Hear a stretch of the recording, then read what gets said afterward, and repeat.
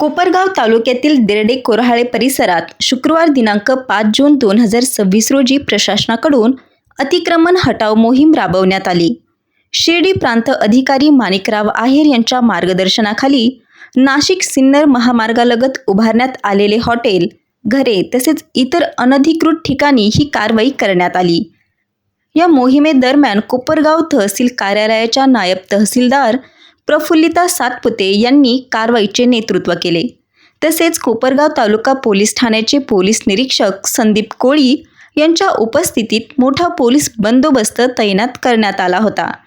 कोणताही अनुचित प्रकार घडू नये यासाठी महसूल व पोलीस प्रशासनाने योग्य समन्वय साधून कारवाई पार पडली.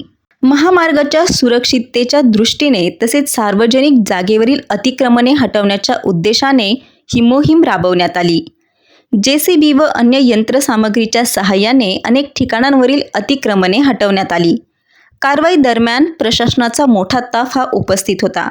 प्रशासनाच्या नियोजनबद्ध कार्यपद्धतीमुळे ही अतिक्रमण हटाव मोहीम कोणतीही अनुचित प्रकार न घडता शांततेत व सुरळीतपणे पार पडली.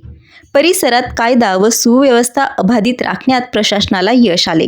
संवाद महाराष्ट्रासाठी रवी वागडकर, कोपरगाव.